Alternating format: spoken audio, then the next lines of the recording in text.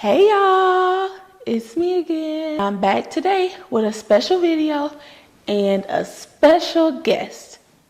To me at least. My mother. Yay. Zena, Mama, Mima, Zizi. We call her a lot of things. Probably behind my back too, but okay. Let's not be messy already. Oh. Let's get right into the video. So today we're going to be making a Southern cuisine. Some soul food, yes. And we're going to show you everything that we're going to put into it early into the video. And then we'll dive into some juicy conversation too. Good. Something real juicy. Not too juicy. Too juicy. Okay, girls and everybody else. Before we dive into the video, I'm going to show everything we used and exactly what we used it for, just to give you guys a good range of what this meal is going to look like when you actually recreate it. All right, y'all. You can see these seasonings. I have onion powder, crushed red pepper, slap your mama, and citrusy garlic. I used them all for the greens, actually, and the pork chops. Our jasmine rice, I got that from Aldi, and the rest of these seasonings are universal. That white distilled vinegar, I used it to rinse my greens, and that chicken bouillon, I only used it on the greens. That was the only thing that I used. Later on in the video, we'll suggest that you use it for your rice if you want more flavor there too. But everything that you see here is what I used, and just a honey mustard sauce to top the pork chops once they were done. Our choice of flavor for the greens was turkey neck. First, I went right down to our local farm and I hand-picked these greens for me and my mom to, work up. Right, Mom? If you say so. So, Mom, do you think that I watched you enough growing up in the kitchen?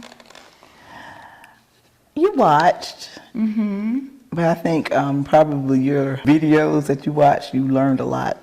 More? Since you've been, a lot more since you've been an adult. Mm-hmm. Yeah. Yeah. I won't take it away from you or my videos. Speaking of my videos, I actually learned something on TikTok before you cut those. Mm-hmm. Oh no! Here we go. That's what I was trying to think of. TikTok. No. TikTok. So I won't mess up what you can still cut. So this is only what I saw on TikTok. Instead of rolling them up and how people cut them like that on TikTok. Never have cut them. But okay. Yeah, never how you cut. But that's how a lot of our old Southern black grannies cut them or whatever. Yeah, that's true. Cut it down like that, then roll it, and then cut it, and then wash them. Yeah. So it's like you're not... Well, when I was growing up, I did watch my mom. And that's what she did. She cut down because she did not like these stems. Although the stems are supposed to have all the nutrients, and it looks tough. Look, you have to cook this for 5 days. I can admit that I do like a little stem in there because it doesn't feel like a vegetable to me without it. I mean, we're already smothering it with turkey neck, ham hock, whatever. You decide to put it. I see some people even on Twitter and the internet putting bacon in it. I'm like, I've seen lots of things go in, but I just don't want the stem to overpower the taste of the actual leaf because that's my favorite part. But that's one reason why I don't like the I would use them, but I don't like the store-bought. I mean the bags, the ones in the bag. You don't like those? I mean by bag I mean frozen. Oh, I'm like, the ones in the bags are okay. The fresh ones in the bags are okay. But they kind of have too many stems sometimes too. And so we try to stay away from too much salt and seasoning and things like that. Well, in our house, swine is fine. I thought the women in the house were fine, not the swine. All right, y'all. We got our greens cut up, washed off, And we're gonna simmer them super low for a couple hours, just until they're Fork tender. yeah. So we're gonna get into these pork chops. We have a pork chop that still has the bone in. Just one? Oh, we have. Oh, okay. You said 8 pork chops. I was like, what? How you get one pork chop with We have the bone? a cut of pork chops that are still bone in, which is good because they retain the most moisture that way, right? Mm-hmm. So yeah. And I'm gonna lay these out. I already washed them off. If you don't wash your meat, we don't want to tussle. We washed ours off. Yeah. We'll pat them dry. Yeah. How we do this, Mom? I know we said we're gonna talk about marriage and what that looks like, being a black woman, but also not only were you married with kids, you work full time. How enjoyable, right? Ooh, on Saturday. So what do you think yours... Just kidding. Yeah. I don't think so. Okay. What do you think your experiences look like? And like, why did you, I mean, I know we try not to have any regrets, especially you. If you had any advice to anybody that's doing those things, since so many women are these days, what would your advice be to them? Take the trips. Mm-hmm. Go to the kids' functions. Don't take work so seriously. That's what I did. That was a mistake that I made. I felt like I needed to be at work because my children needed to eat and I just couldn't have fun, or not that we didn't do anything, but we didn't do as much as I wanted to.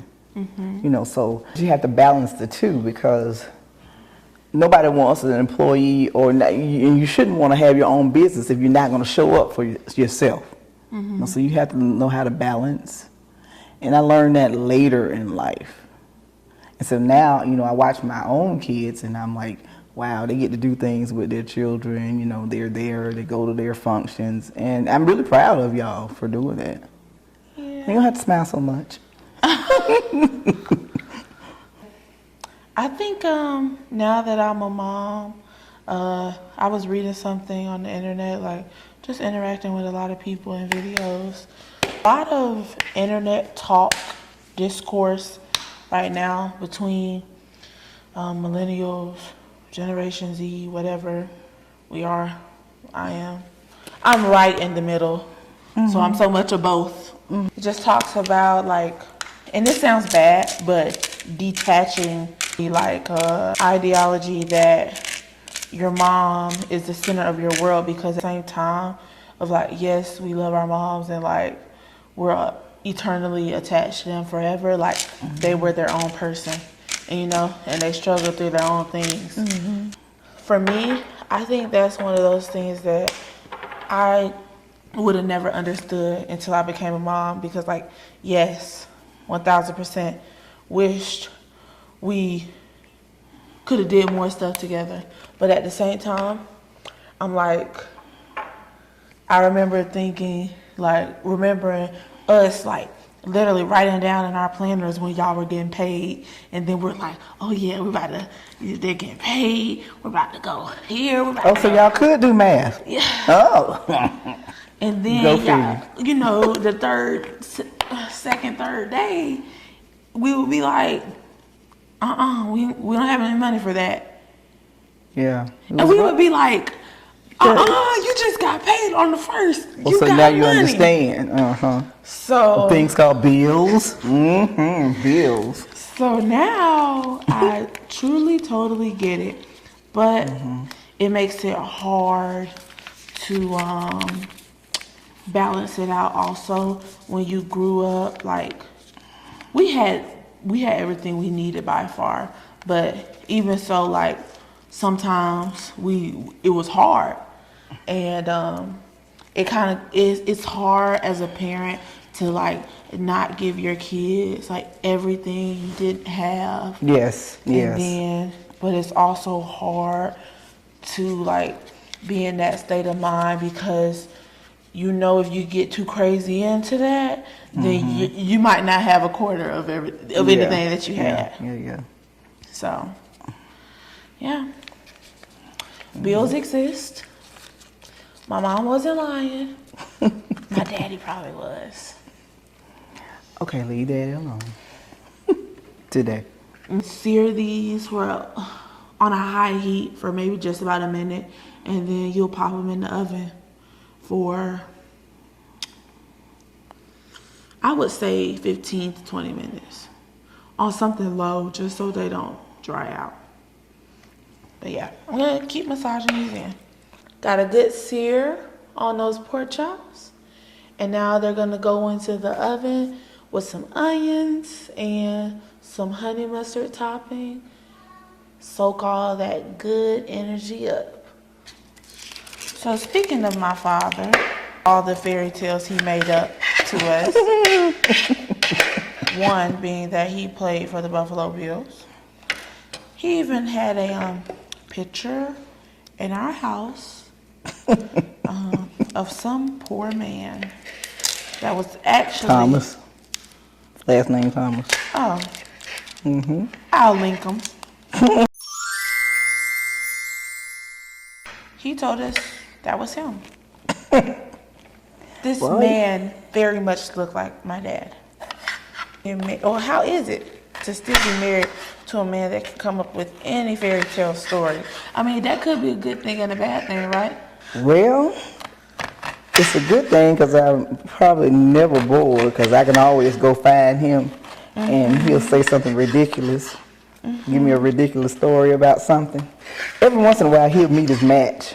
Yeah. And it'll be a nut just as crazy as he is. So, I mean, my dad was not the fun parent growing up. I'm not going to hold back on that.